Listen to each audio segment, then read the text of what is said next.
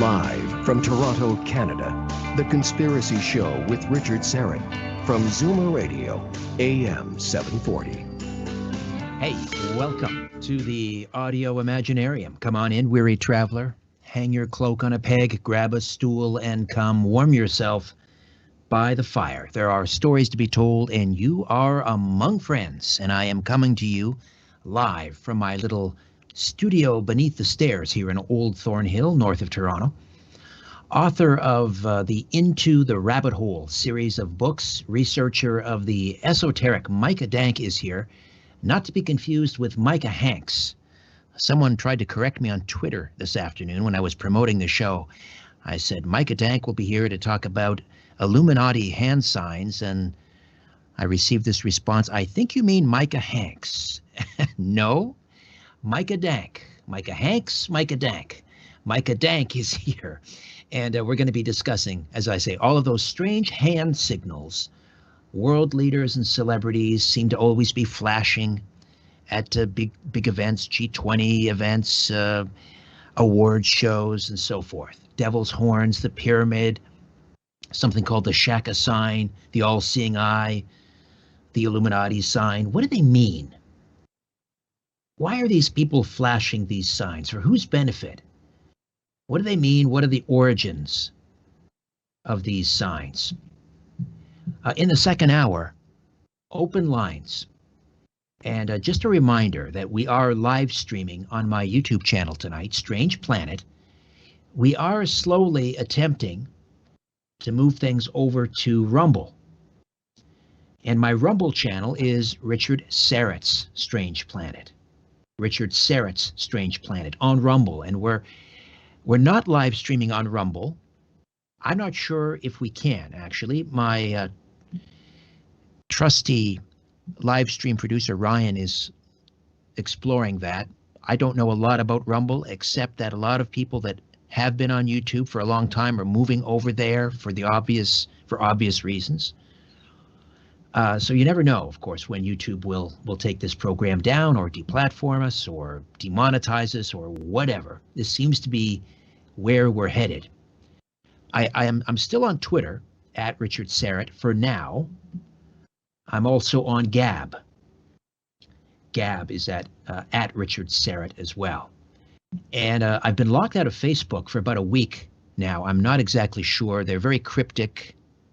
They just say I'm in violation of something. I'm not exactly sure. Quite frankly, I don't have time to be appealing these things. So we'll see if they unlock it. If they do, they don't. Really, I don't care at this point. The best way, really, to keep in touch is to continue to check in on the website, strangeplanet.ca. Strangeplanet.ca. I post the upcoming show there every week.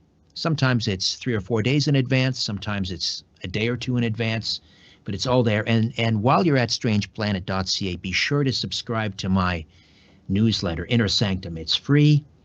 It's delivered once a month to your email inbox. Again, strangeplanet.ca. If everything goes south, if they take down my Twitter account, if they take down my YouTube channel, if they continue to lock me out of Facebook, of course, you can find me here every Sunday for the time being, God willing. But the website is and there's a contact page there. You can get a hold of me through that. All right. You've seen the videos and the photos, everyone from President Clinton and President Bush, just about all of the presidents, really. Many other world leaders, rappers, Jay-Z, Rihanna, Madonna, Justin Bieber, Britney Spears, Katy Perry, and so many others, flashing these strange hand signals, devil horns and pyramids. And in some I've seen, they're covering one hand, or they're covering one eye with their hand. What are these symbols? What do they mean? Why are they doing this? Is it just a harmless joke? Is it a publicity stunt? Or is there something else more nefarious going on? Are these celebrities and powerful world leaders flashing Illuminati symbols? Are they trying to tell us that they are in control? That's the subject of the conversation for the next 50 minutes or so. And incidentally, if you're watching the live stream, we'll be flashing some pictures of our own up there to help you visualize what it is my guest will be describing on the radio. Again, the YouTube channel, Strange Planet. Micah T. Dank was born in 1983, Oceanside, New York. And from a young age, Micah wanted to be a writer, coming from a family of writers. His father was a producer and a radio news editor at CBS News in Manhattan, and his grandfather was a producer at CBS News. That's quite a lineage. Micah was an actor in high school and became interested in writing from his 12th grade English teacher, Russell Reid. And from there, he majored in English at SUNY Albany and then transferred down to CUNY Hunter College in Manhattan, where he earned his bachelor's degree in language, literature, and criticism. And it wasn't until he moved to Boston for a new job that he became interested in all the esoteric sciences, including astrology, astrotheology, among others, which are prevalent through his book series, Into the Rabbit Hole, including Beneath the Veil, that's book 1, The Sacred Stones, book 2, The Secret Weapon, book 3, and there are 3 others that are on their way. And it's a great pleasure to welcome Micah to the Conspiracy Show. How are you, my friend? Great. Thank you for that lovely intro. Hey, just like we rehearsed, right? Exactly. You got all my talking points. Well, it's well deserved. You're quite an accomplished young man. Let me dive right in here and ask you. I've talked about the Illuminati for many, many years on this program.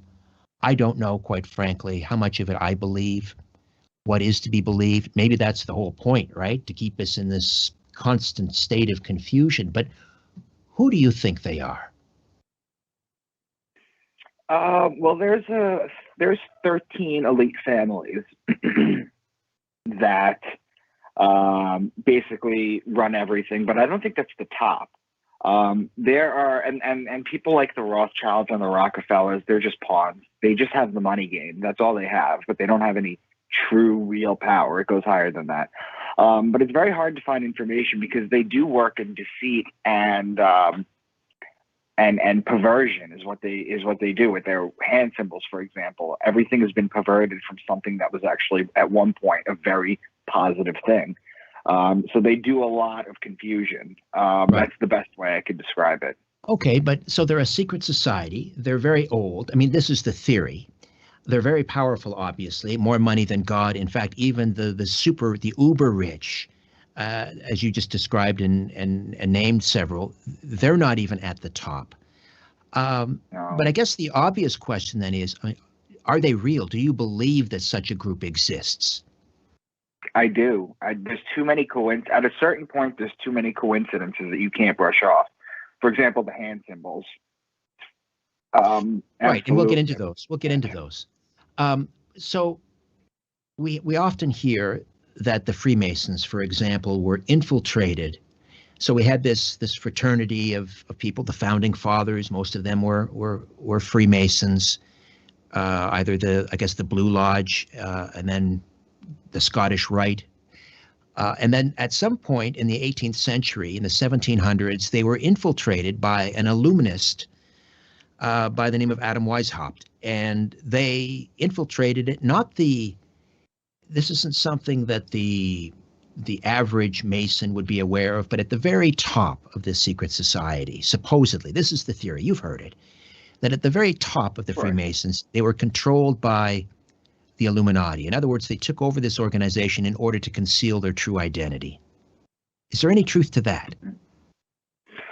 Well, I'm going to have a very different take on this, to be honest with you. Not to go into it too differently, but since my work has been growing and people find interest in the things that I've said, the local Freemason chapter has actually reached out to me. And they've actually, not only have they asked me to present my information in a lecture for them, but they've also been pursuing me to join. And I actually went to one of the lodges, and I can tell you this right now, is that they're very intelligent people. Of course. They're very esoteric people. But I don't believe that the Freemasons themselves have been infiltrated. I think that's just a psyop, to be honest. Right. I know some 32nd degree Masons. A 33rd degree Mason is just a ceremonial one. You have to be invited in. I know some people that are very high up, and it's not what it is. They're not a secret society. They're a society with secrets. There's a big difference. Right. So as far as that goes, I don't believe so. Right. Okay. I mean, I tend to agree, because they have a terrible time these days recruiting younger people. I mean, most Masons are of a particular vintage, shall we say. They tend to be very elderly people. And I find it hard to believe that, they would have the capability to rule the world at this point. They're just, they're struggling to survive, really. There are not a lot of Freemasons around that I know of. In any event, so we'll leave the Freemasons aside, though, for the time being. What then, in your estimation, do the Illuminati want? Well, that's an even harder question. Thanks for the softball question, by the way. It's also, I'm not entirely sure what they want. I know that if you've ever seen things like the Georgia Guidestones, yes, which I do write about, they flat out list out what they want. It's population control. They believe that we're completely overpopulated, which is not true, because if you took every single person on Earth and you stood them next to each other, they could all fit in the Grand Canyon. And also, most people tend to coagulate, I should say, by the coasts and by major cities. But there's plenty of land for everybody to live. So I agree with true. you. But that's what they push.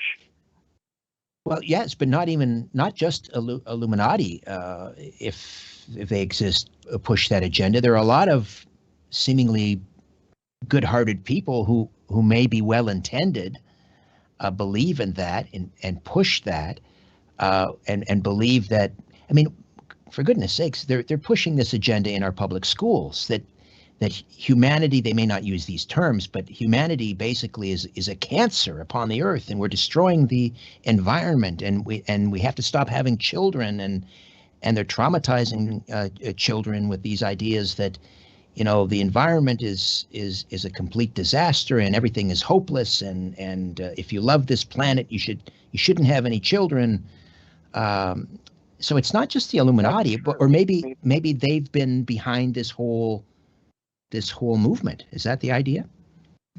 Reasonable. I mean, don't forget what I think, was it Prince Charles that said, "When I die, if I could come back as anything, it would be a virus to wipe everyone out." Oh, that was his father, Prince Philip. Prince Philip, that was right. Yes, Prince Philip. That basically sums it up. So, absolutely. So they want to depopulate. They want to basically depopulate because they want to survive and thrive, and there's too many of us useless eaters hanging around. Is there any connection as well, do you suppose, between the Illuminati and this whole transhumanist movement? The idea that they want to merge man with machine, or some sort of a quest for immortality for them, not for the rest of us, obviously. Yes. Well, in other presentations that I've given, I make the point to say that if you look at, and this goes into astrotheology, which is a topic I just want to brush on real quick to answer your question. In the age of Taurus, the Egyptians were the most prevalent people. And then if you go down to the age of Aries, the Jewish people become the most prevalent people, and the Egyptians start to fade. And then if you go down into Pisces, the age of Pisces, which we just left, the Christians become the most popular people, and the Jewish people start to fade. Now, they're still around, but they definitely do fade. And if everything continues on, then it's definitely time for another world religion. Now, you can't exactly spread a religion like they used to, which is basically they come up with a book and they basically pillage early on, like the Crusades. They've done it in the Bible, the Jews. Well, have done it too. I don't know that's how religions, you come up with a book, but I mean, Well, some of us believe that it was divinely inspired. We didn't just come up with a book. Right. But I meant every single society has a book that they worship. Right. So I didn't mean that negatively. I'm just saying in general that they do. So they have this book that they worship, whether it's the Christians or the Jewish Bible, or it's the Egyptian Book of the Dead, or what have you. But in the age of, we just left Pisces and we're in the age of Aquarius right now. And in the age of Aquarius, it's kind of hard to start a new religion and have it catch on, since people talk. We have the internet and we have the news, and everything is just so, not that the news is reliable, but that everything is just so at your fingertips that it would be hard for something to just kind of sweep and take over. So I do believe that we're in the age of Aquarius, where two things are going to happen. Number one, we're going to have a absolute, we're going to have a merging with machines. Right. That's going to be part of it. And the other part is that we're just set to be enlightened. So absolutely, I do think that. Okay. So let's get into all of these hand signs. I think the term that people use is they're flashing these signs, these hand signs. And I mentioned some names, and, I don't really follow these artists. They're not, my kind of, it's not to my taste, their music, but that's fine. I mentioned Jay-Z. I mentioned Rihanna, Katy Perry, Lady Gaga, and others. And we see these peculiar hand gestures and hand signs. And Ryan, who's running the live stream, if you want to post any of these up on the live stream so people who are watching can follow along. Well, let's talk about one in particular that we've all seen, and I guess they're called devil horns. And as the name implies, well, you describe what the devil horns look for the radio audience, and we'll see it people can see it as well on the YouTube live stream. What do we mean by devil's horns, Micah? The devil horns is basically when you have your pinky and your pointer finger straight up in the air, and then you bring your two middle fingers down and you put your thumb over it. Right. So that's basically the devil horns. The devil's horns. Now, there's two possible things happening. If George Walker Bush is doing that, President George W. Bush is doing that, it could mean that he's in league with Satan, or it could mean that he's a fan of the University of Texas football team, the Longhorns, right? Because that's kind of their symbol too, right? Jenna went to.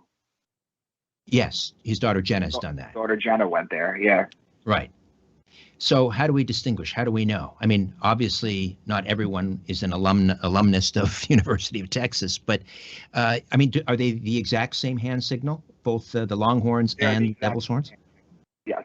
Okay. They are the exact same hand signal. For starters. Number two, as far as finding out what George Bush does, I guess what you would have to do, excuse me, is you would have to see the context in which he was doing it to determine which one makes more sense.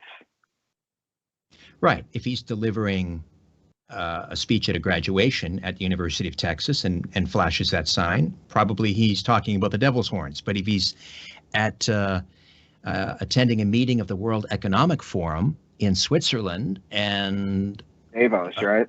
Right, Davos, and they flash that sign, then maybe that would raise our suspicions. Correct. Do you want to name some other celebrities that you know of that regularly seem to use that hand sign? Anyone come to mind? It's just the popes. The popes use it. There's been pictures of Pope Francis and Pope Benedict many times using it. Tom Cruise has used it. Jamie Foxx. It's just, you could see these you could see them. Lady Gaga for sure. You see these. You see them producing it. And that has to do with the way it's been perverted, is that has to do with the allegiance to Lucifer and Satan. not to get into who Lucifer or Satan is. Well, if we have time, maybe towards the end of the hour we can. But so the Pope is making these devil's horns. Celebrities are making these devil's horns. For whose benefit? Why are they doing that? They're in a club and they're signaling to one another that they're still playing their part. That's what it is. Are they trying to tell us they're in charge? They're in control? They're trying to tell the people, those who are in the know, who are in the need to know, right. They're trying to tell them that they have the situation handled and they have everything in control. So in other words, those signs that they flash aren't intended for the general audience or for the public. It's kind of an inside they're wink. Meant for the public to see it. They're meant for the public to see it. Absolutely. And then what happens is the public comes out and they go online and they rub up all these conspiracy theories about it. And what happens is it waters it down, and then disinformation. At the end of the day, there are ultimate truths. Okay, whether or not you could know them at the time is irrelevant. There are ultimate truths, and these people, like with online and everything, it's just they do disinformation. So basically, you flash the devil horn, you signal to somebody that everything is good, because that's what that means. And then people go online and they interpret it. And then you have 5, 10, 20 different interpretations. And then suddenly too much information is worse than no information. And they like that. The Illuminati, they want to sow confusion and chaos and disinformation, I guess, right?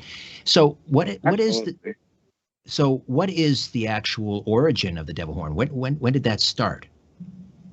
So the devil horn let me just, sorry, Micah, my apologies. I see we're due for a break here. Pardon the interruption. We'll take a quick time out, come back. Micah Dank, the author of the Into the Rabbit Hole series of books. We're talking Illuminati hand signs on The Conspiracy Show. Where else? Stay with us.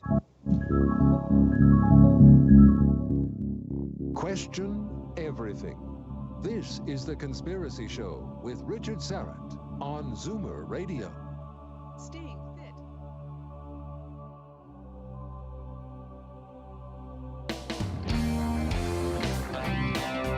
Here's a resolution for 2021. Reduce stress and enhance your immune system. ESS 60 from C60 Evo. C60 is the carbon-60 molecule known to deliver more than 172 times the power of vitamin C. 172 times. ESS 60 is the purest form of C60, a known antiviral, antibacterial, and anti-inflammatory remedy that works. ESS 60 neutralizes free radicals from cell metabolization and external toxins to help minimize inflammation and maximize detoxification. Further, people report better sleep, more energy, and renewed mental clarity when they take our ESS 60 organic oil. To order your miracle molecule ESS 60, go to c60evo.com/Richard-Syrett. c60evo.com/Richard-Syrett. Buy now and save 10% by using the coupon code EVRS at checkout. Again, use the coupon code EVRS at checkout.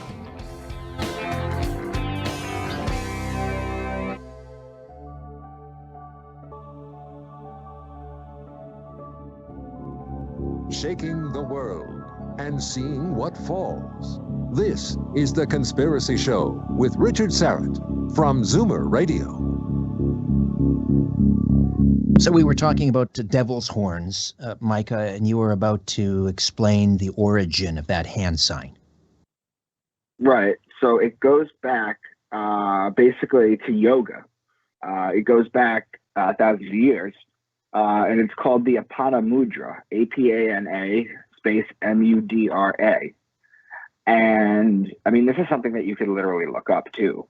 But basically, it's used for purification. And when you flash this sign at someone, it purifies the individual physically from toxins, and it sheds negative energies that you might be holding. So it's actually a blessing on someone when you provide this. Apana mudra. And so, I mean, I know lots of people that take yoga. Is this something that you would see today in a yoga studio, or is it? There's lots of mudras, but you could see this. Yes, I mean the real spiritual ones would be doing this. To be honest, not your everyday woman in the yoga pants with her mat would not be doing this. She's not flashing the devil's horns, right? So no, she's doing that.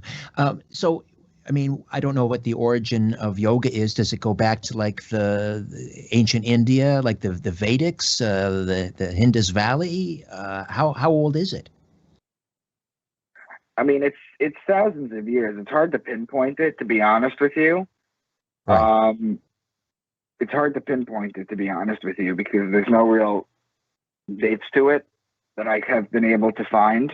Okay, but the point is that it started out, as you say, as a purification symbol. You wanted to purify someone, or a blessing. So it started out as something positive and good. So then why would the Illuminati adopt that sign? Because that's what they do, is they pervert things. There's nothing. You ever hear the phrase "there's nothing new under the sun"? Right, of course. Right. Okay, so that's basically what it is. There's nothing new under the sun. Everything is already out there. So basically, they just find things and they pervert them, and then they push this perversion onto people until it becomes all that they think of. So they, rather than come up with their own, I mean, here they have this secret society, this club. Rather than come up with their own hand signs, they just steal existing ones and change them from something good into something evil or malevolent. Absolutely correct. And okay, so let's talk about some of the other hand signs. One of the things that was making the rounds a few years ago, I guess it's still out there, but people were noticing a lot of celebrities were placing one hand, I'm not sure whether it's the left or the right, over the left or the right eye. They were covering up the eye like this, and they'll pose for a photograph like this. You might have 2 or 3 people together posing in a photo. Again, they've got their hand over the eye. I don't know if it matters whether it's the left or the right. So what is that all about? So that's an Illuminati sign. Tupac used to rap about it. He used to talk about it. The rapper Prodigy used to make videos about it. Basically, on the dollar bill, you have the pyramid with the eye. Right. That's what they say it's giving homage to. It's basically, it's telling you that you're being watched, is what it says. It says that you're being watched, that you're under the Illuminati control. That's why they have them do this. There's that's rather examples. That's rather ominous. So that it almost sounds like a veiled threat, or maybe not so veiled. Rather, it's kind of out in the open.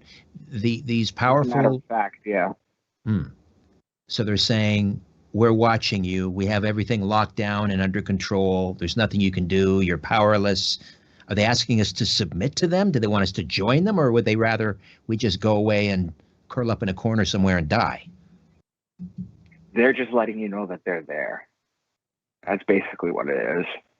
Do you think, though, in some instances that, I mean, I don't know these people. I may not like their music, but I hate to ascribe ill intent or evil to someone.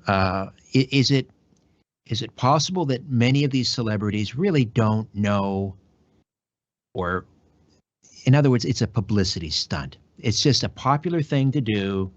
It kind of creates this era of mystique or secrecy or mystery, and that kind of feeds into their whole persona. Is that possible, that that's what a lot of these Hollywood celebs are doing? For a lot of them, too, because like you'll have children doing them. There's no way these children know what's going on.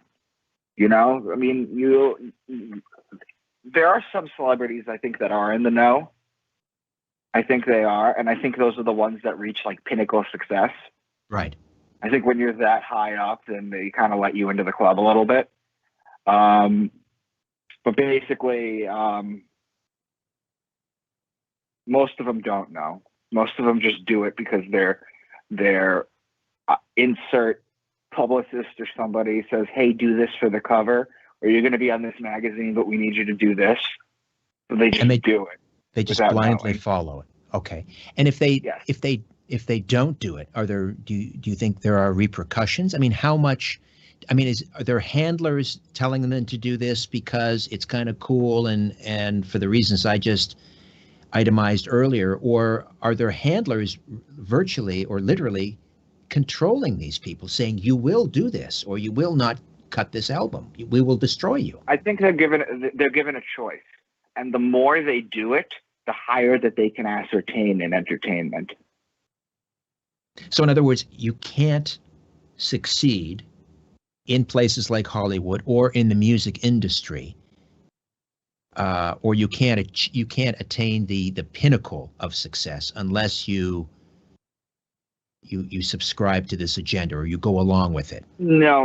You can succeed, but I think pop culture, commercial success, no.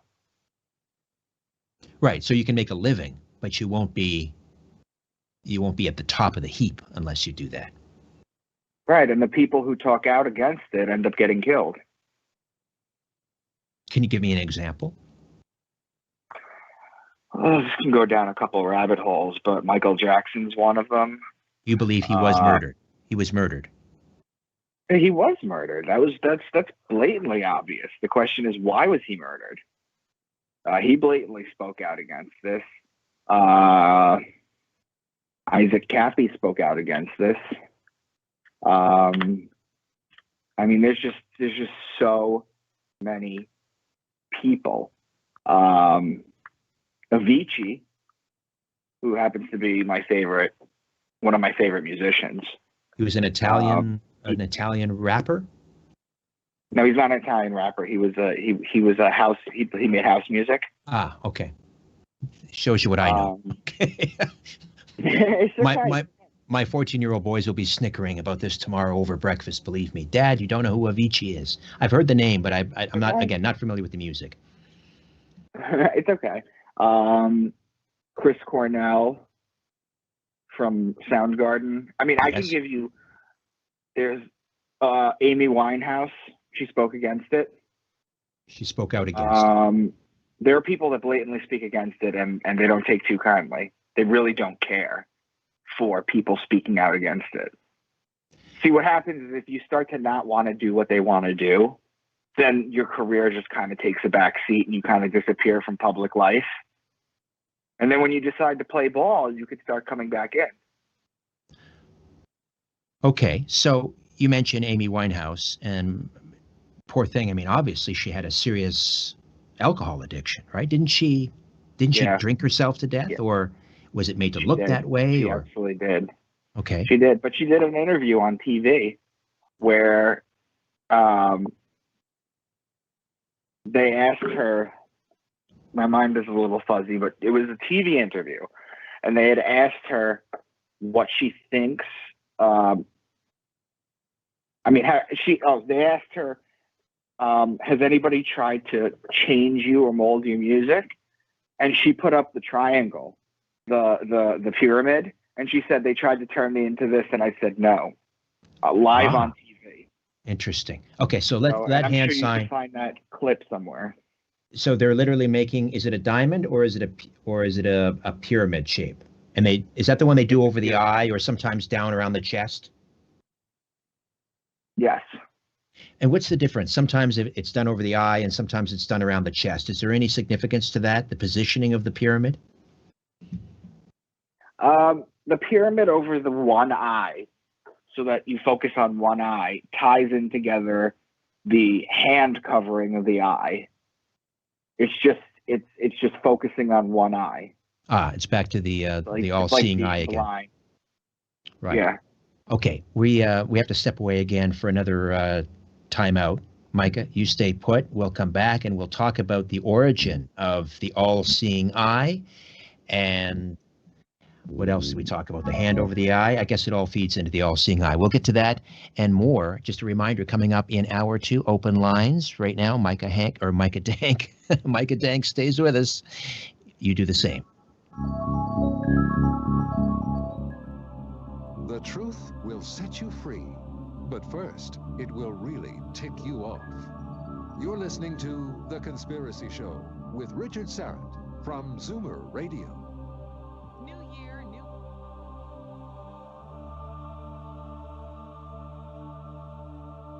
Hey there, I'm hard at work on another edition of Inner Sanctum, my free monthly newsletter.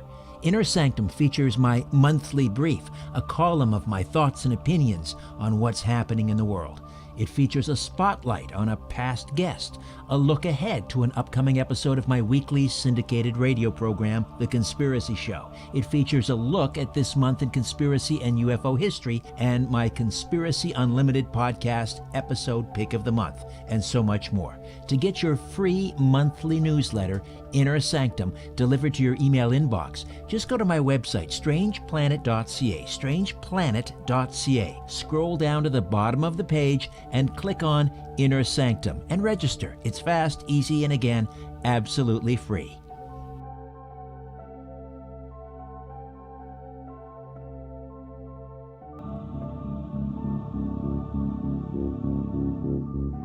Don't be afraid of the dark.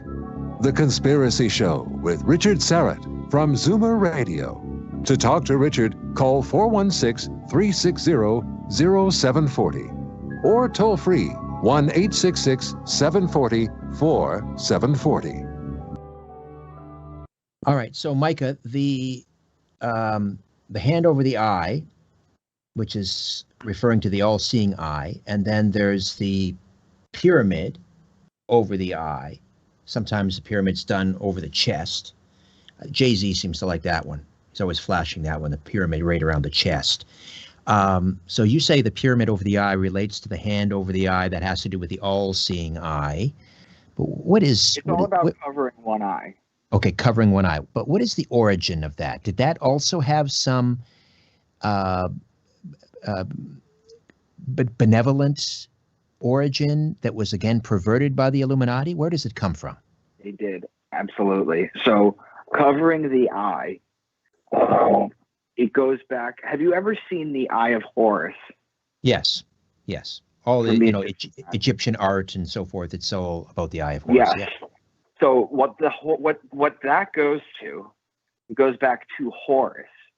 And what happens is the glyph for Horus, the Eye of Horus, if you take a sagittal cut of the brain, you split it right in half, and then you open one side open, you see the Eye of Horus just as it's drawn there. The little pine cone shaped thing is the pineal gland that's in there. And then right above it is a brow. That's the corpus callosum of the brain. It goes back to the pineal gland. And why is the pineal gland so important? The pineal gland is so important because that's how you reach higher consciousness. It releases DMT when you sleep. It releases melatonin. It releases DMT when you're in REM sleep so that you can dream. Your pineal gland releases DMT 2 times in your life. The first time is when you're dreaming. It causes you to dream. And the second time is right before you die. It floods your brain with it. So maybe preparing you for something else. But the reason it's so important is because this gland right here has been studied. It's literally known as the third eye. The Hindus, they have the dot on their forehead right where the pineal gland is. In the Bible, not to go too deep into it, but in Genesis, I think it's 32:30, it says Jacob found the place and he called it Pineal, for he went and saw God face to face with it. And I just butchered that, but nonetheless, if you look that up, well, you were not an exact quote, but so the idea is that Moses went to see God, but he saw him with his third eye. In other words.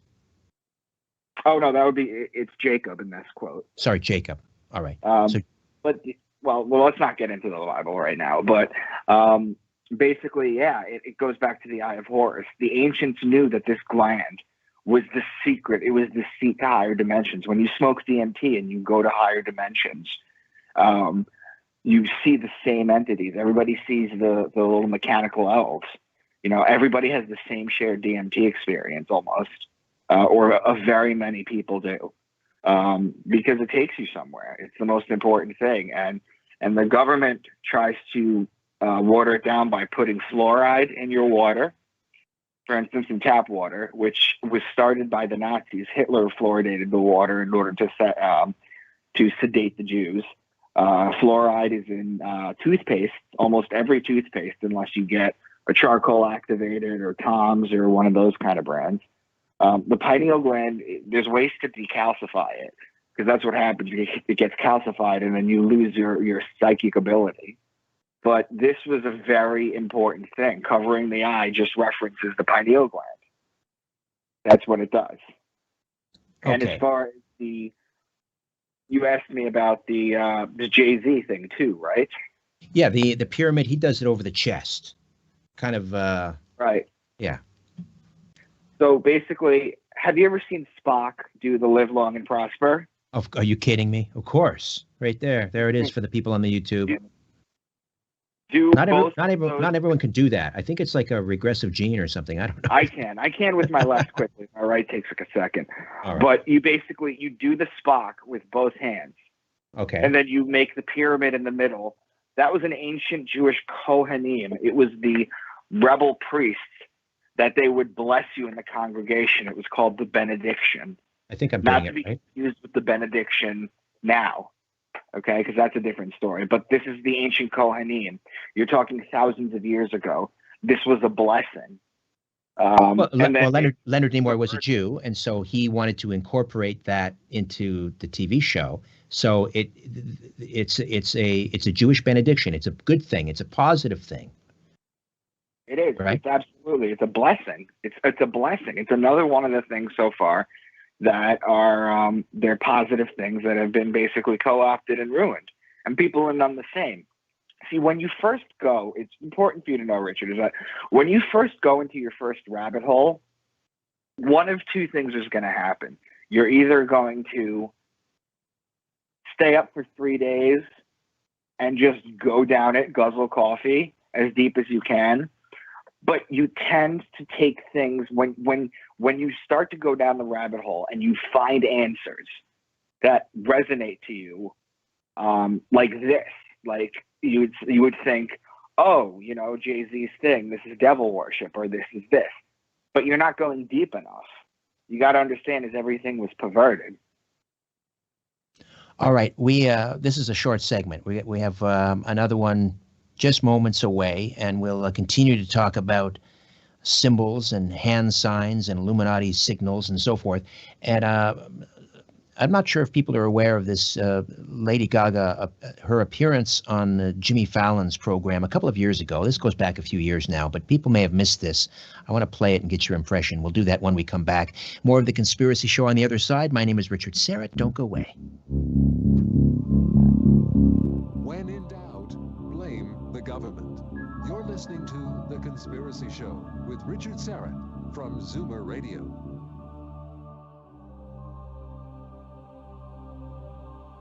I don't need to tell you how important building and sustaining a healthy immune system is these days. And just in time, my good friends at Get the Tea are offering a special package called the Immune Builder. You get 1 month's supply of Life Change Super Tea. That's 8 bags. 1 bottle of Bioastin. That's 75 capsules. Now, Bioastin, or astaxanthin, is known as one of nature's most powerful antioxidants and provides a wide range of impressive health benefits. The Immune Builder also includes 1 bottle of potent sea wild Alaskan sockeye omegas. That's 90 gel caps.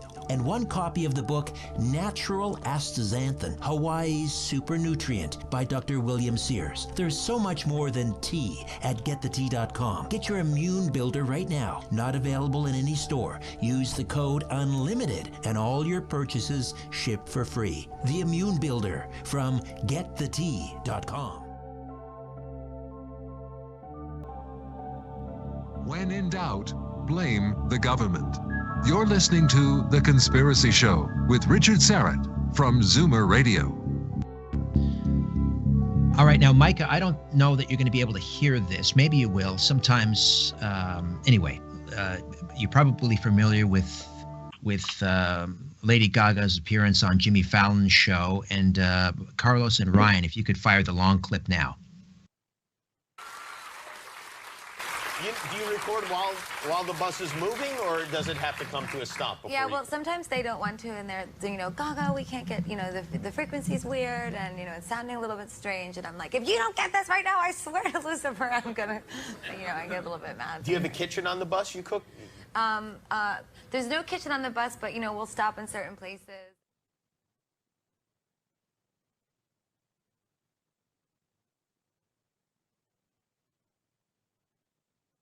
Okay, so I don't know if people caught what she said, but can you now, Carlos and Ryan, play the shorter clip where I basically repeat what she said? If you want to fire that now. I swear to Lucifer. I swear to Lucifer. I swear to Lucifer. I swear to Lucifer. I swear to Lucifer. I swear to Lucifer. I swear to Lucifer. I swear there you to go. Lucifer. All right. Were you able to hear that, Micah? Yeah, actually, that was loud and clear. Thank you. Excellent. Okay. All right. So, again, what are your thoughts? Was Lady Gaga just kind of playing it up, bless Lucifer, or I swear to Lucifer? What is she doing? And the thing, Fallon doesn't even blink. He doesn't even respond. He just goes on to the next question. Well, that's what happens. That's not a bad quality to have, because you realize how the audience went dead silent. Yes, but I mean, the audience went completely dead silent, and he just moved on because he tried to get the focus away from it. Because their shows are made of sound bites, and they're little 5-minute clips or 3-minute clips of people talking, and then they cut to commercial. So he had to move on. But as far as that goes, Lady Gaga, I would think she is. I've seen her do too many things. She's been with Marina Abramovich. I've seen her drinking blood out of a bathtub in pictures. And I mean, I would. That's why Lady Gaga, she's 100 times over fake cut herself on stage during Paparazzi, the video, and let blood go everywhere. She with her eyes, she completely blacked them out with makeup and went out in public. And I'm not sure if you've ever heard what panda eyes are. No. But I don't think I can actually explain it on the radio, because I think you would get censored. Okay. All right. Yeah, let's keep it above board then. So, but again, I come back to this fundamental question, and that is that it seems to me, and I think, I don't think Lady Gaga is entirely devoid of talent. I've heard her sing with Tony Bennett. I think when she wants to, I think she can sound quite lovely. But how much of that? But she seems to be a clever marketer. She's obviously incredibly intelligent. So I'm wondering how much of that is simply publicity. She's trying to create this mystique about her. I think it's reasonable. Look, the truth is that they say that at the highest levels you have to swear to Lucifer without really knowing what Lucifer is or going into that. They say that everything is devil worshipping, everything in the entertainment business. I should leave it at that. To be honest with you, she could just be doing it because they tell her to, and she doesn't believe in it. But there are some people that really do believe they sold their soul to the devil just to make it. Right.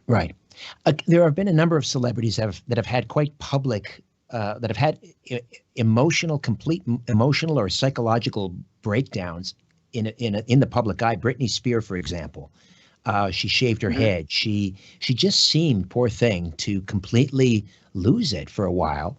It seems like she's kind of getting it back together now. Yeah, well, what do you think is what happened to her? I think a couple things happened. Number one, she's bipolar. And not to say anything about bipolar people at all, because I have a firsthand experience with that. But if you're not medicated well and you're not treated well, you can lose your mind. Also, she has a handler. And the handler either didn't get it. See, what happens when you go into MK Ultra mind control, okay? Because you know that that's what Disney does. I don't know if you've heard that.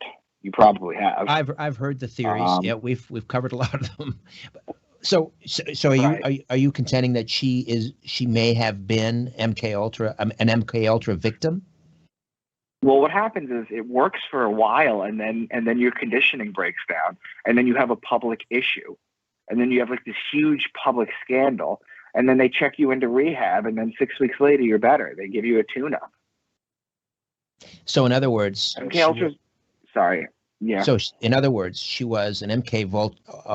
She was mind controlled, but it started to wear off. She started to come to and realize what had been going on, and she couldn't Right. deal with the horror of it, and so she had this breakdown. So they get her back into rehab, quote unquote, in order to keep her quiet. Is that the idea? Well, the idea of rehab is reprogramming. So Right. They take you to a specific hospital where the doctors know what to do. Kanye had a breakdown. Right, You but know? he has some what underlying mental health issues too, right?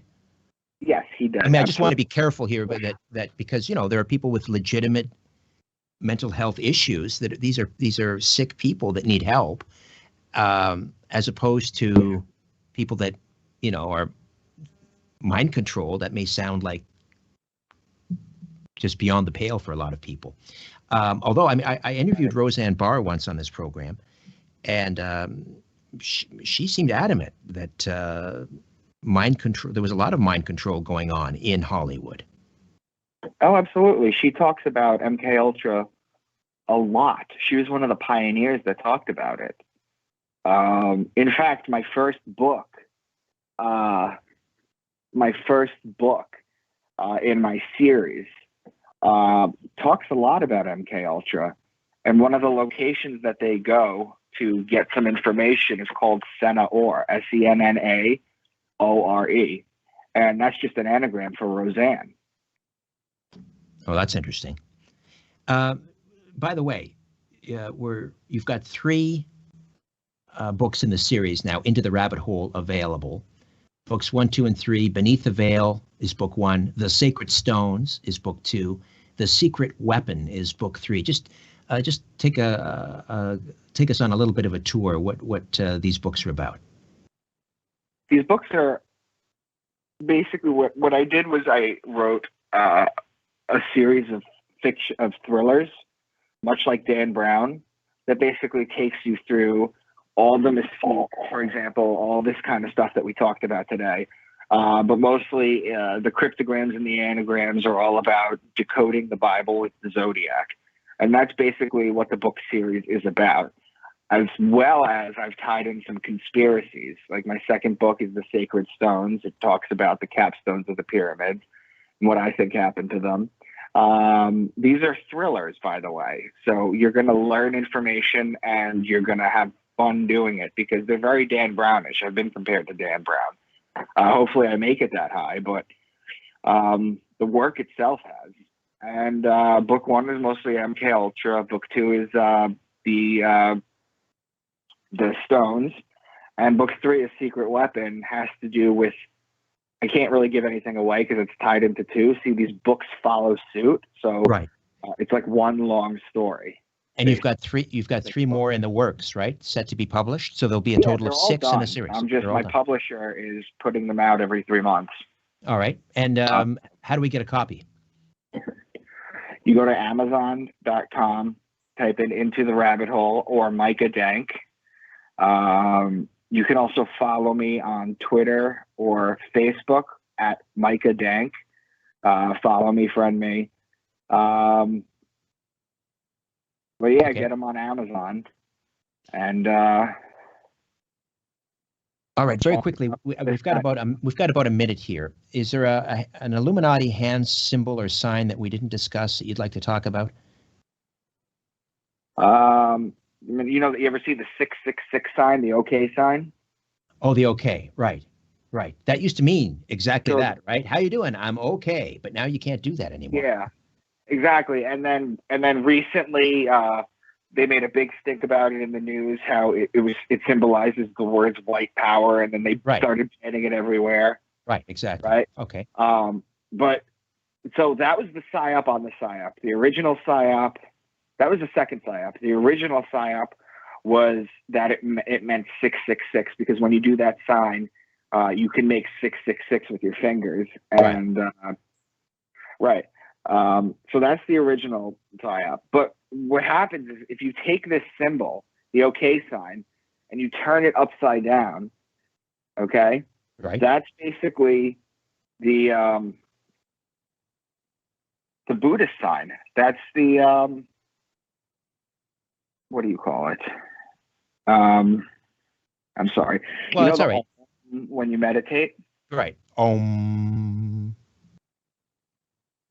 That sound?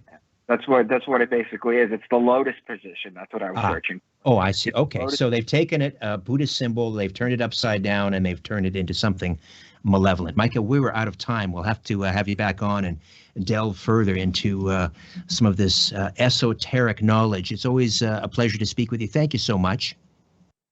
Hey, thanks a lot. I really appreciate it. Always a pleasure, too. Micah Dank, and that's the Into the Rabbit Hole series of books. When we come back, open lines. Stay with us right here on The Conspiracy Show. My name is Richard Serra. Don't go away. When you look at the sky, ever wonder? Live from Toronto, Canada, Earth, The Conspiracy Show with Richard Serra on Zoomer Radio. Hey, thanks for inviting me into your home, your long-haul truck, RV, camper, taxi, your parents' well-appointed basement with the simulated wood paneling, electric fireplace, and the painting of dogs playing poker, your loft, that greasy spoon just off the interstate, and your cabin in the woods. Open lines this hour, 416-360-0740. Or 1-866-740-4740. Again, in the Greater Toronto Area, 416-360-0740, and toll free from just about anywhere, 1-866-740-4740. And I have one simple question for you this hour.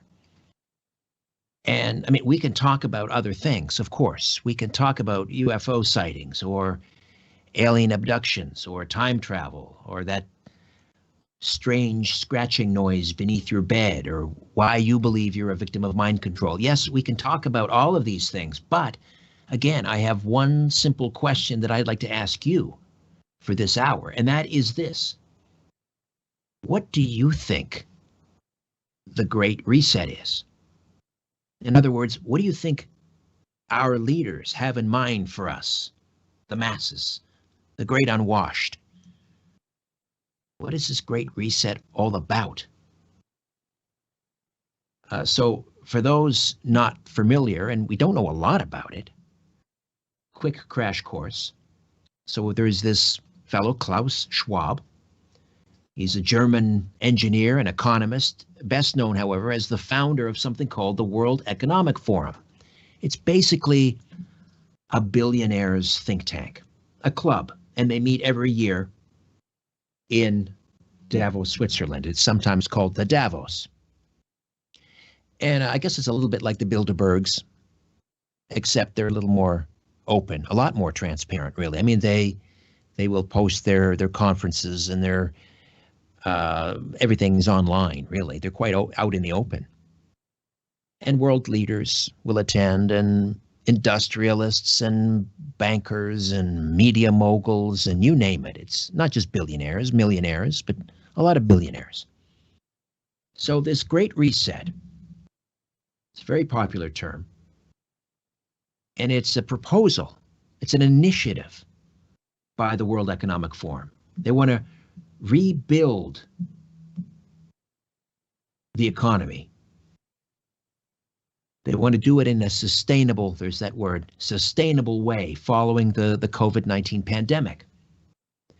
And it was, I guess, officially unveiled back in May of 2020 by by Prince Charles, Bonnie Prince Charles, and World Economic Forum Director Schwab. But it goes much further than rebuilding the economy. I mean, obviously, there's going to have to be a rebuilding of the economy once we survey the the damage after these lockdowns finally end, and we will see exactly how bad things are. Of course, we're going to have to rebuild the economy. But Schwab and his devotees around the world, and they are legion, appear to be, including our own prime minister, they don't want to just rebuild the economy. It's not just about that. Of course we have to rebuild the economy. They want to restructure, fundamentally restructure the world order. They want to restructure capitalism. The problem is, I mean, all these things sound noble on the surface. I think we can all recognize there's much to be done in this world. The problem is it's our lives that are going to be restructured, and we're kind of short on details as to what exactly they have in store for us. They're vague, very vague.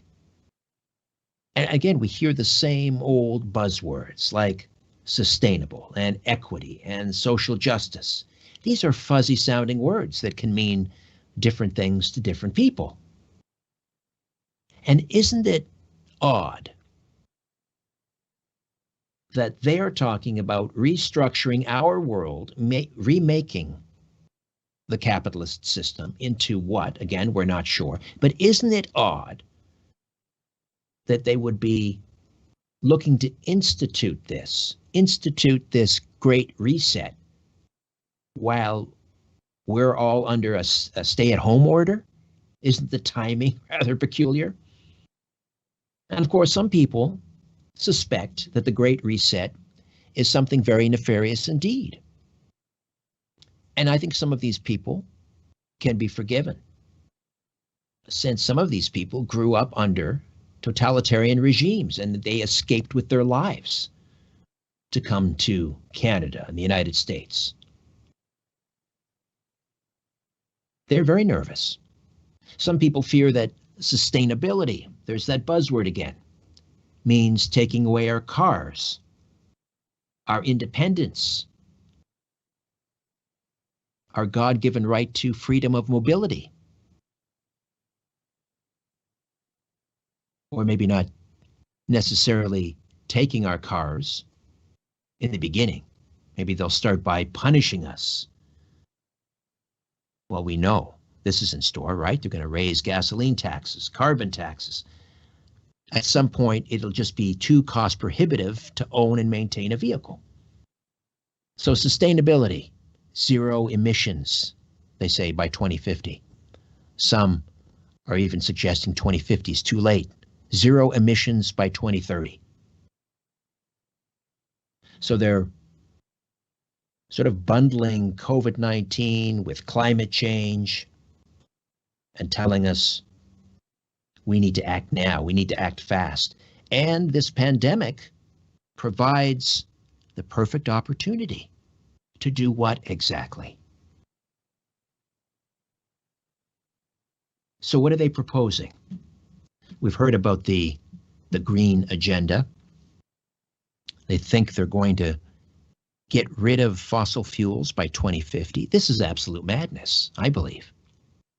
They're going to replace it with what? Solar and wind? And equity. What do they propose is going to happen? Or how do they propose to achieve this equity? Well, if you read a little bit on their website, and again, this is all out in the open.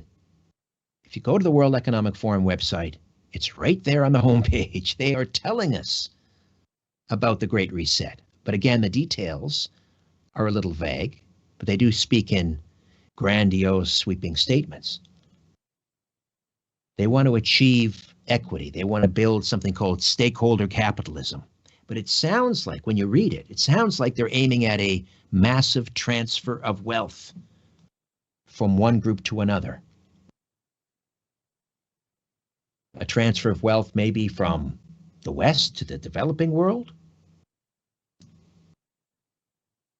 So here's the interesting thing. As I said, even though the Great Reset initiative is right there on the World Economic Forum homepage,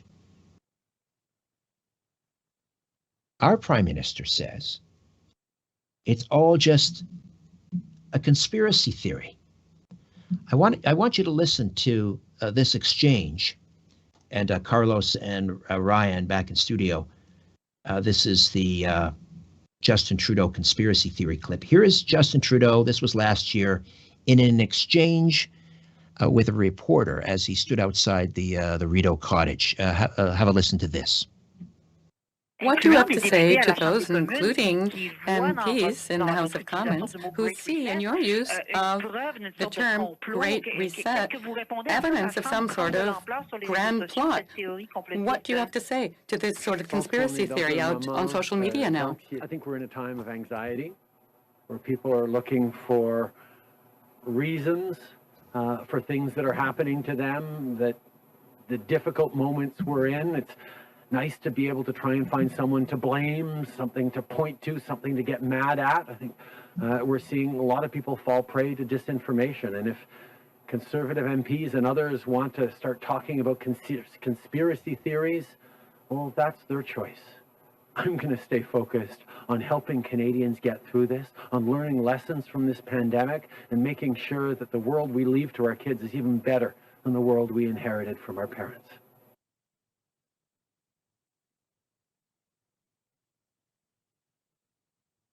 All right, so that's Trudeau answering this reporter's lobball question.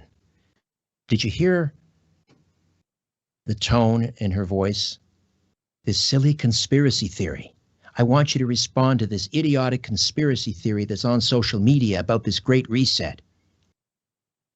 And of course, Trudeau launches into this monologue about how he'll leave the crazy people to worry about the conspiracy theories. He's too focused on saving lives. But of course,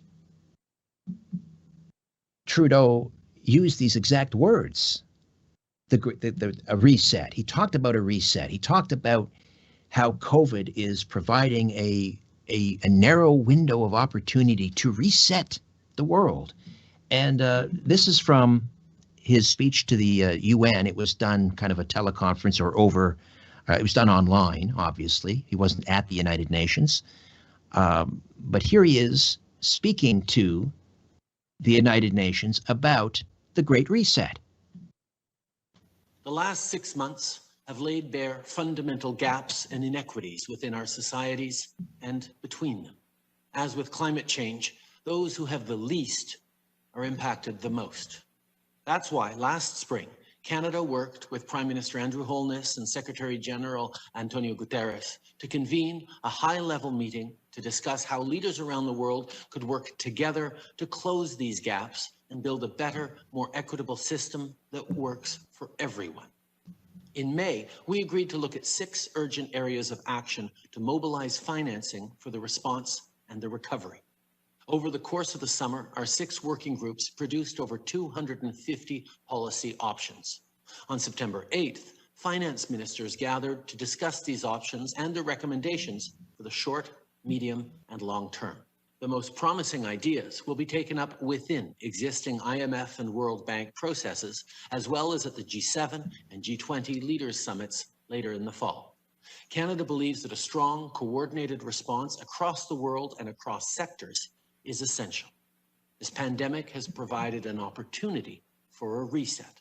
This is our chance to accelerate our pre-pandemic efforts to reimagine economic systems that actually address global challenges like extreme poverty, inequality, and climate change. All right, so there's Trudeau telling us about the need to reset the world order, COVID providing the opportunity to reset the world order. And yet, I don't know, days later, he's telling a reporter or agreeing with a reporter who said it's just a conspiracy theory. Well, Alberta Premier Jason Kenney doesn't think it's a conspiracy theory. Have a listen to Jason Kenney, who quite frankly, I have a whole new level of admiration and respect for after hearing what he has to say about the Great Reset. Here's Premier Kenney. where do you stand on the Great Reset the Liberals are planning on introducing? Well, let me just say that, first of all, what is this Great Reset? Pierre Poilievre, the federal conservative finance critic, recently raised concerns about this, and then he was attacked by some in the media and by the Liberals for supposedly circulating conspiracy theories. Well, the Great Reset is actually the name of a book by a very prominent advocate of it. His name is Klaus Schwab. He sent me a copy. I guess he sent one to probably every government leader around the world. And Klaus Schwab's thesis in his book is that governments and societies, the world, should, quotes, seize the opportunity of the public health and economic crisis to reimagine the world and radically change policies. Now, in what ways? I would describe it as a grab bag of left-wing ideas for less freedom and more government, for more government intervention, for policies that would, I think, create massive poverty, particularly energy policies that he is advocating. So Klaus Schwab, by the way, is the president and founder of the World Economic Forum, also known as the Davos Summit. I call it the biggest gathering of global hypocrites in history. It's a little ski village in Switzerland, and every, I think, February, a couple of thousand super rich people, a lot of billionaires, millionaires, global CEOs, and politicians fly into Davos, men with hundreds of private airplanes. They go into Switzerland, and they spend a week basically lecturing the rest of the world, including especially working women and men, about how they should reduce their carbon footprint. The hypocrisy in that crowd is so thick you can't even cut it with a knife. And so, no, I'm not going to be taking any policy direction from Klaus Schwab or his ilk. And what I find offensive, look, the so-called Great Reset is not a conspiracy theory. It is an actual set of concrete proposals being advocated by some very influential people, and including, apparently, by Prime Minister Trudeau, who clearly alluded to it, referred to it, quoted from it, the Schwab theory, in a speech he gave to the United Nations a couple of months ago. So it's not a conspiracy theory to talk about that. Those are the folks advocating it. And I think it's perfectly legitimate for democratically elected leaders, for me to say, heck no, we're not going to exploit or take advantage of a crisis to advance a political agenda. All right. So, did you get that? Premier Kenney. I never liked him in the beginning. I thought, this guy's not a real conservative. But I tell you, in my estimation, his street cred has just gone through the roof with this statement. But isn't it interesting that he said Klaus Schwab sent a book directly to him? And Schwab did write a book, interestingly, about 3 months, maybe 4 months at the outset, or at the most, 4 months after half the world was under complete lockdown. Klaus Schwab miraculously is able to quickly publish this book, COVID-19 and the Great Reset. The timing was just incredible. So this is obviously something that Schwab is intent on pushing through, or trying to. I mean, he is reaching out to world leaders. He's sending books to all of the premiers, no doubt, all of the governors, all of the prime ministers and presidents around the world. Who knows? Maybe all of the members of the U.S. House of Representatives and the Senate. Everybody's getting a copy, it would seem. This manifesto, if you will.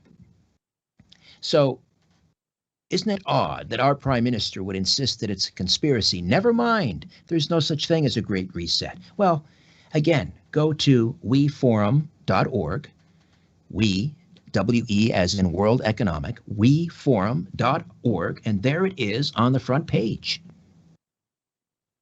The Great Reset. Get ready for the future, they say. Now is the time for a great reset. What do you think it really means? 416-360-0740. 416-360-0740. And toll free from out of town, 1-866-740-4740. Are you excited about the prospect of living in a world where we have this great reset? Are you optimistic, or are you fearful? Are you nervous? I have to be honest, I'm more than a little nervous. So, what do we know about the Great Reset? Well, they talk about the reset having essentially three main components. The first is to steer the market towards what they call fairer outcomes. So they're saying that governments need to improve coordination, for example, in tax, regulatory, and fiscal policy. Focus on those words, improve coordination. What does that mean? Governments should improve coordination. Governments, plural, nation states, they need to coordinate. What are they talking about? Some sort of a world tax? Maybe, maybe not. Again, the details are very vague, but make no mistake, they're talking about it in the back rooms. Meanwhile, they're telling us it's all just a silly conspiracy theory. They go on to say they want to upgrade trade arrangements and create the conditions for a stakeholder economy, whatever that means. At a time of diminishing tax bases and soaring public debt, governments have a powerful incentive to pursue such action. Moreover, government should implement long overdue reforms that promote more equitable outcomes. Equitable outcomes. So let's think about that. Equitable outcomes. That's not what the founders, for example, had in mind when they talked about equality. Equality before God, certainly. We're all equal before God. Equality before the law.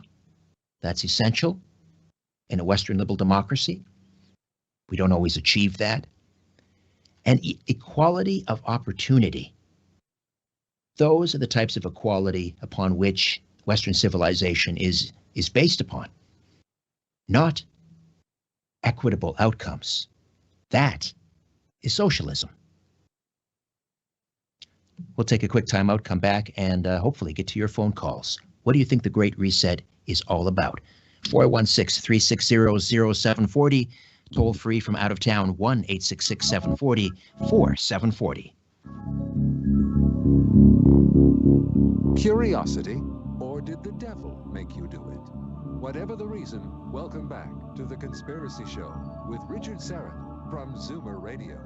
To talk to Richard, call 416-360-0740 or toll free at 1-866-740-4740.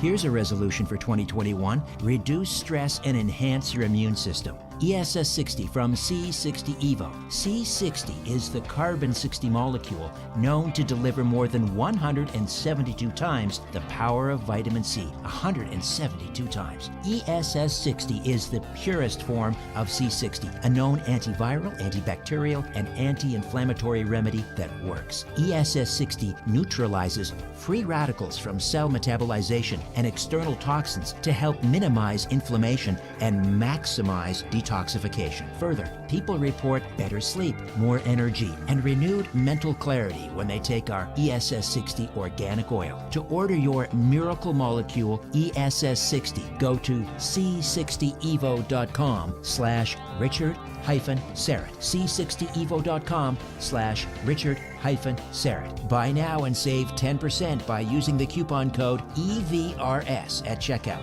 Again, use the coupon code EVRS at checkout.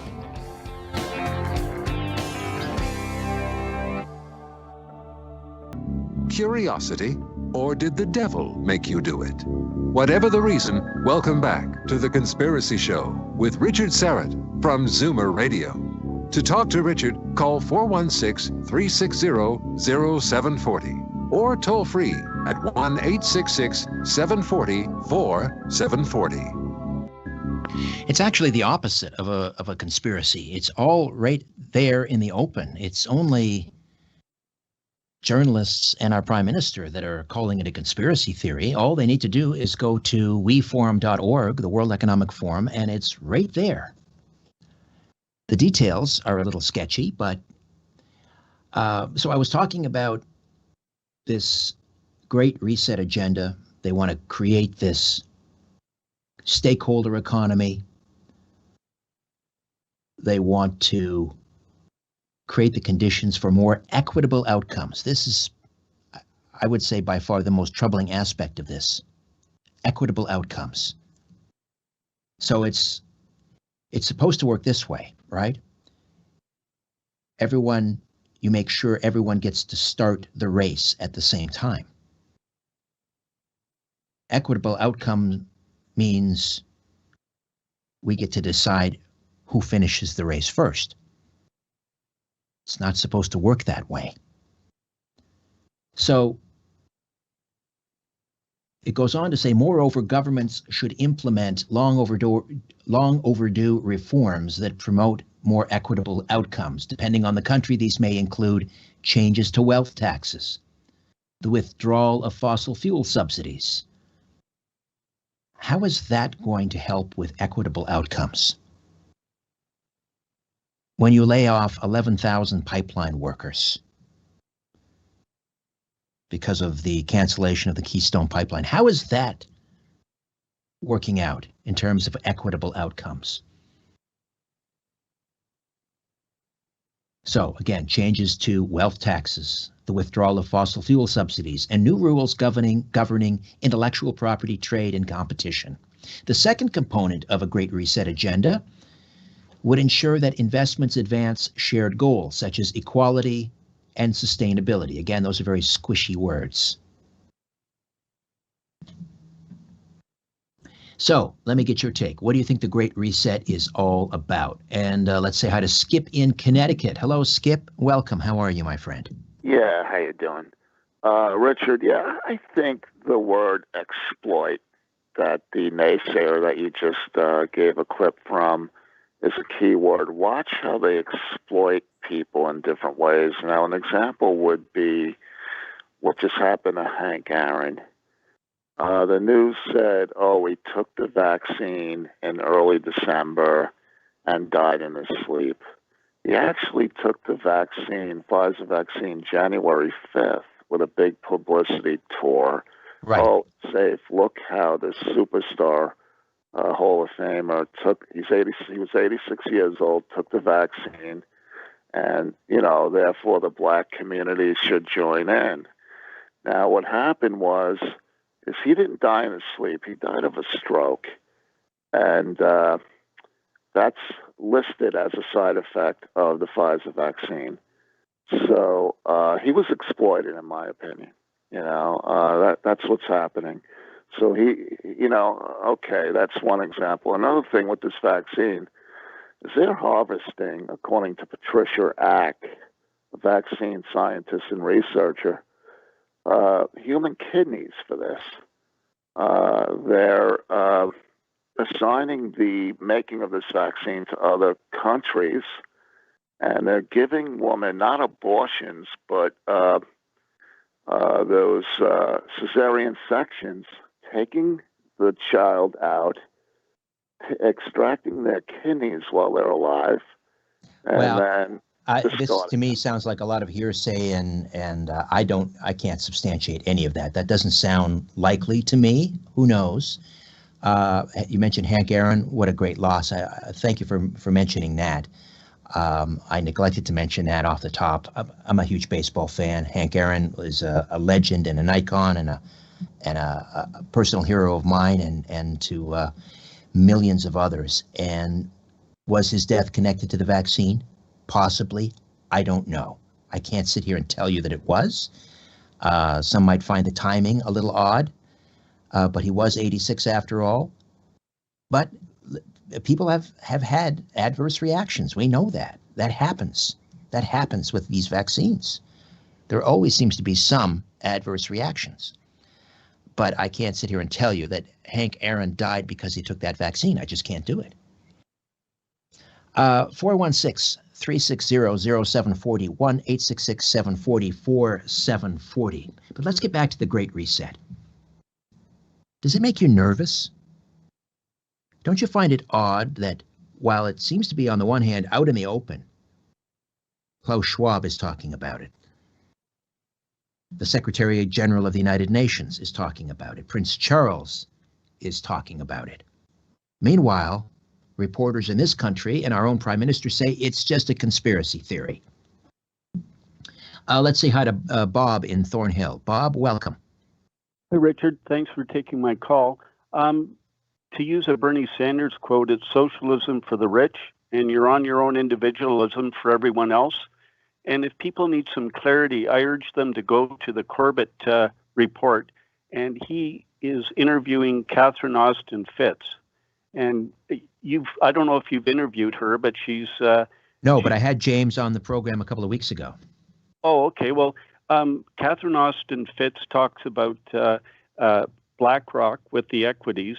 Mm-hmm. And the newest word is going direct, and they rolled this out in August of 2019. It's basically a financial reset, but it adds a lot of clarity as to where currency is going in the terms of a digital currency and a social credit. But she's very informative. And can I give a quick shout out, please? Sure. It would be to Derek Sloan, Roman Baber, I hope I'm pronouncing his last name correctly, Pierre Polivar, and mostly Randy Hillier for his great talk on free speech when he was on the agenda on CBC. He did a great talk on free speech, and thanks very much. All right, Bob in Thornhill, thank you. We're hearing a lot about a reset on the world financial system, the currency, and so forth. I mean, we can't go on like this. It's unsustainable, these levels of debt. The question is, what are they going to replace it with? And are they using, and I've talked about this a number of times, are they using COVID as cover to bring the house down and to usher in this new currency system? Again, I'm not saying that COVID isn't real. I'm saying they are using it as cover while it's happening. Again, listen to their words.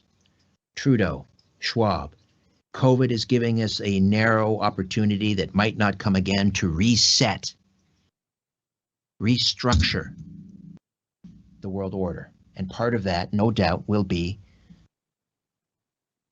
the currency system. Are they going digital? The third and final priority of this Great Reset agenda, and again, I'm reading from the weforum.org website. The third and final priority of a Great Reset agenda is to harness the innovations of the fourth industrial revolution. This is something that Schwab talks a lot about, and others have written books about the fourth industrial revolution, which will be to support the public good, especially by addressing health and social challenges. During the COVID-19 crisis, companies, universities, and others have joined forces to develop diagnostics, therapeutics, and possible vaccines, establish testing centers, create mechanisms for tracing infections, and deliver telemedicine. Imagine what could be possible if similar concerted efforts were made in every sector. So, the fourth industrial revolution. That's about robotics. That's about artificial intelligence. And I've talked about, as recently as 2 or 3 months ago, with a guest on this program, talking about the economic tsunami that is headed our way. The massive, unimaginably massive displacement, permanent displacement of jobs because of robotics. I believe it's 1 out of every 5 jobs in North America is tied to driving a truck. Those jobs will be gone. They're not coming back. Any job that you can imagine that could be replaced by a robot will be. And it's happening now. It's going to happen at an accelerated pace. So what to do with everyone else that's sitting around on their hands?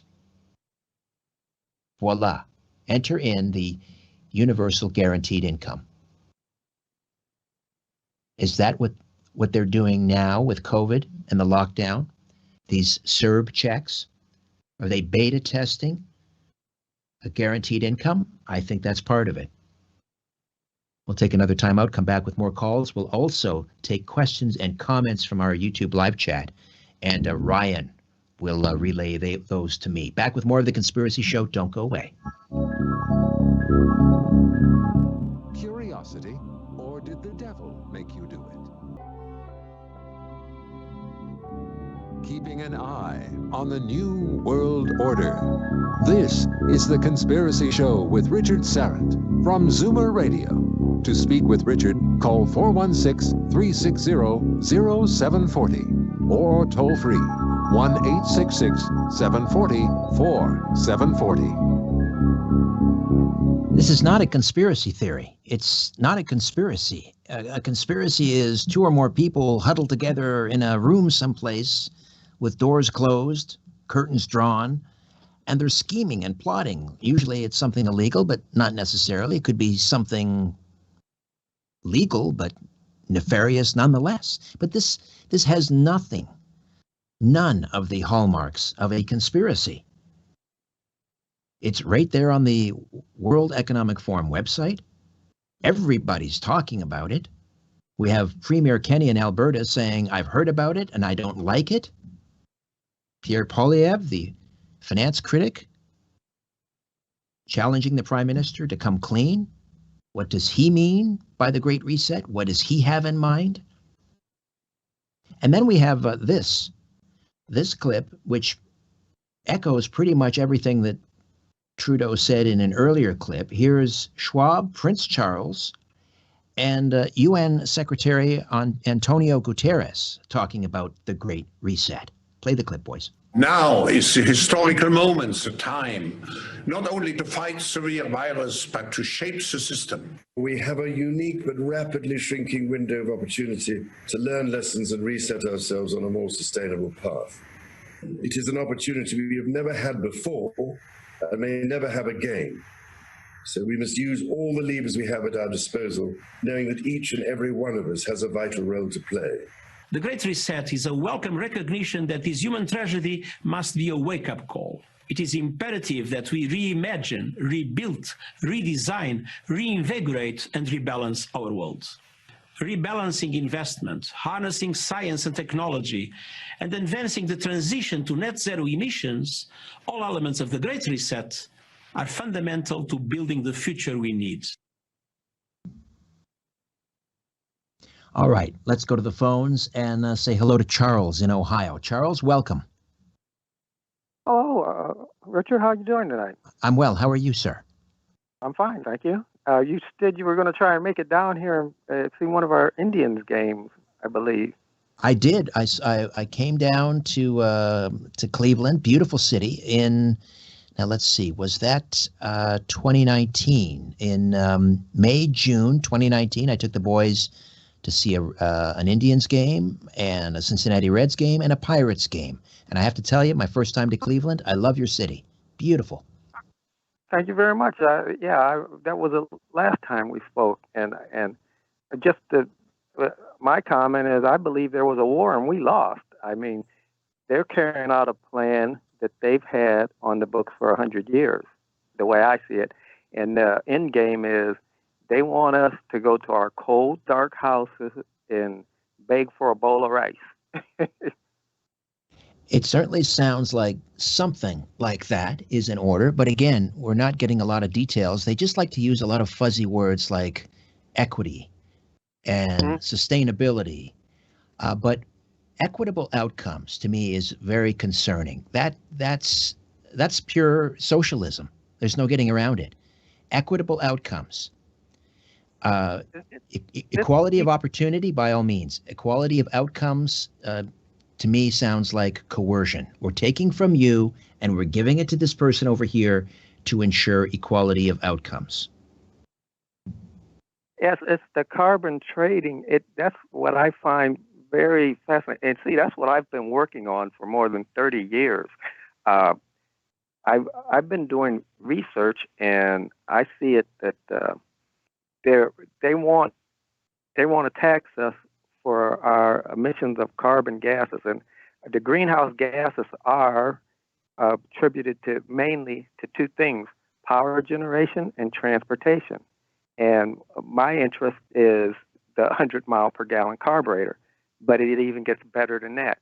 If you're familiar at all with scuba diving, there's a thing, if you don't have an aqua lung, there's a device called a rebreather. Yes, I've heard of that. It lets the diver rebreathe his own exhalant. So it's a closed system, just like the space shuttle up there. It's a closed system. They recycle their waste and they recycle the air. Well, in a submarine, it's a closed system. And see, the submarine is, back in the 50s and 60s, the U.S. Navy went all nuclear. Well, there's another option for around the world because they had all the money in the world, our money. Well, around the world, there's also other options. Generally, boats are powered by a conventional submarine is a diesel electric. Underwater, it will recharge when it surfaces, it recharges its batteries with a diesel engine. But when submerged, it runs off the batteries and electricity. Well, that's a system. And submarines' performance are measured by their endurance, the amount of time they can spend underwater. Well, navies around the world realized that's a problem, and they worked on a different solution rather than nuclear, and it's called a closed-loop system. That's where the diesel is made to breathe its own exhaust. And guess what? It'll work with the automobile, too. The U.S. Navy has patents on it, and individuals, it was first patented back in the 1930s. Well, they have us tailpipe emissions testing our vehicles, and they don't need it. They need to be closed loop. It makes them engine much more efficient. I don't know too much about this. I have talked to people who, one gentleman in particular, who passed away not too long after I had him on the air. I'm not saying one had anything to do with the other, but he was espousing the virtues of a 100 mile per gallon carburetor as well. Technology, he said, that has been around since the 1920s or 30s. However, I think the point here, the takeaway is it's all about innovation. Rather than trying to sequester carbon dioxide in the ground, or these pie in the sky ideas, or getting rid of fossil fuels, which is collective suicide. And at the same time, it'd be one thing if they said, well, okay, let's bring in more nuclear plants, but they don't want anything to do with nuclear either. To me, that's the short-term solution is nuclear, but also innovation. Never mind the Paris Accords. Let innovators, entrepreneurs come up with a way to make engines far more efficient. I think we could all get on board with that. We'll take another time out. Thanks for the call in Ohio, Joe. Back with more of your calls right here on The Conspiracy Show. My name is Richard Serrett. You want the truth? You can handle the truth. The Conspiracy, exploring theories, uncovering facts, and offering a different view of the universe. This is The Conspiracy Show with Richard Serrett on Zoomer Radio. To speak with Richard live, call 416-360-0740 or toll free at 1-866-740-4740. So again, we hear over and over from Trudeau, from Prince Charles, from Klaus Schwab, from Antonio Guterres, and others, almost reading from the same script. The pandemic represents a rare but narrow window of opportunity to reflect, reimagine, and reset our world. It seeks to transform capitalism by creating the conditions to create what Schwab calls a stakeholder economy. To achieve it, governments should improve coordination, for example, in tax, regulatory, and fiscal policy. Fiscal policy. Governments, plural, should coordinate. In other words, taxation, spending, and regulations, better known as laws, would be managed and coordinated, according to Chairman Schwab, by some international governing body. That's what I read into it. Governments, plural, should coordinate in areas of taxation, spending, and regulations. So apparently our federal governments in Ottawa or in Washington, D.C., for my American listeners, aren't distant and unresponsive enough. Let's move our capital to, I don't know, Geneva. To me, this sounds like goodbye sovereign nation states and hello world federalism. The Great Reset agenda also seeks to implement reforms that promote more equitable outcomes and sustainability. And again, if this sounds familiar, it's because these same goals are the stated objectives of the United Nations Agenda 2030, previously called Agenda 21. So what Schwab and Trudeau and others mean by equality of outcomes, again, not exactly clear, but a guaranteed annual income is likely an integral ingredient. Remember, politicians love it when their constituents are dependent upon them for a paycheck.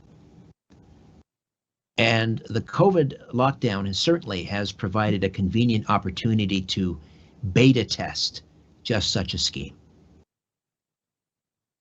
I was reading, it was a recent survey from the Canadian Federation of Independent Business. 70% of businesses in Toronto, 70% here in Toronto, say they don't have the financial means to survive another lockdown. The cost of COVID is beyond staggering. Our annual deficit is over $400 billion. The federal debt has doubled to $1.5 trillion. And we're all being hoodwinked into penury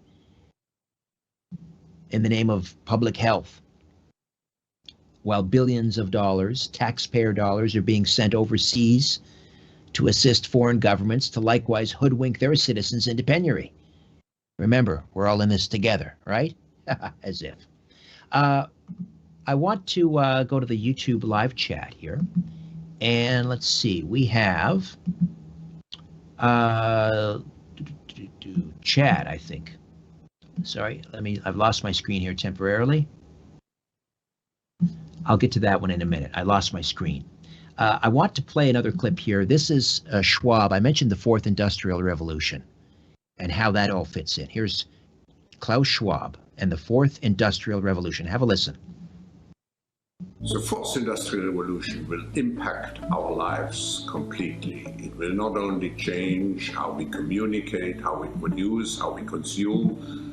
It will change actually as our own identity, and of course gives life to such policies and developments like smart traffic, smart government, smart cities. What we will see is that everything will be integrated into an ecosystem driven by big data and driven particularly by close cooperation also of governments with business, civil society. And this revolution will come at a breathtaking speed. It will be like a tsunami. All right. I've got one more final clip in here. I don't know if I'll have time, but somebody on the YouTube live chat, I'm doing this from memory, and I apologize. I've lost the screen. It may have been Chad, was wondering about the government relocating people to camps or taking away our savings in order to distribute this wealth.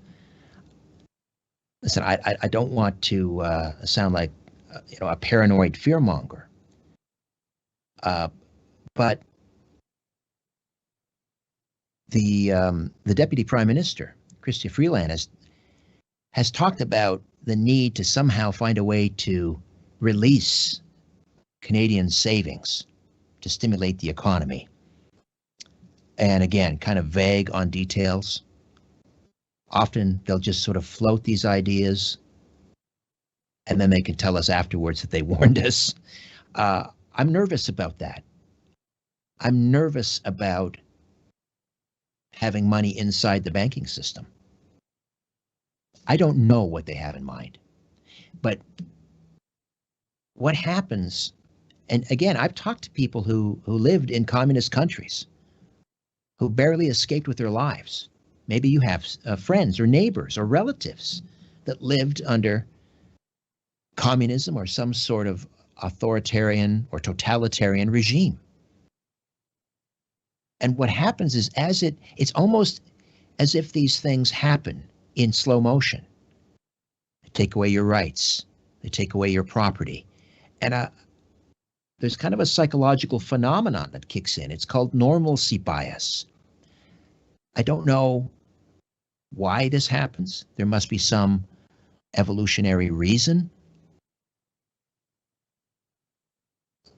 But it's like the roof is caving in, but you convince yourself, no, that's just some mice scurrying around in the attic.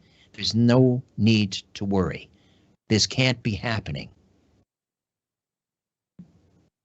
And then they cart you off to a detainment center. No, this can't be happening. This isn't real. It'll all be straightened out in the morning. And then they take your house. Well, there must be some clerical error. Surely this isn't happening. That's called normalcy bias. I think we need to be suspicious and nervous and vigilant and start asking our government leaders and politicians, what is it you're playing at? What do you mean to do here? We can't let go of this. This Great Reset is not a conspiracy. They are talking about it. I want to play one more. This may be the most frightening aspect of this. This is Schwab again, talking about the fourth industrial revolution, and it sounds eerily like transhumanism. Have a listen. It's at the end, what the fourth industrial revolution will lead to is a fusion of our physical, our digital, and our biological identities.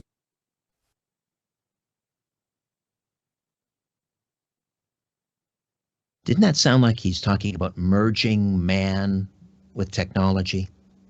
You know, one of the things that Schwab has said is at some point in the future, and this may be part of the Great Reset, we may have to think about using technology to scan people's brains to see if they pose some possible security threat. So imagine crossing a border or going through the airport, and instead of having your luggage checked, they scan your brain. They have the technology to read your thoughts, basically. He's talked about this. This is where we're headed, folks. It sounds like a scene out of Gattaca. All right.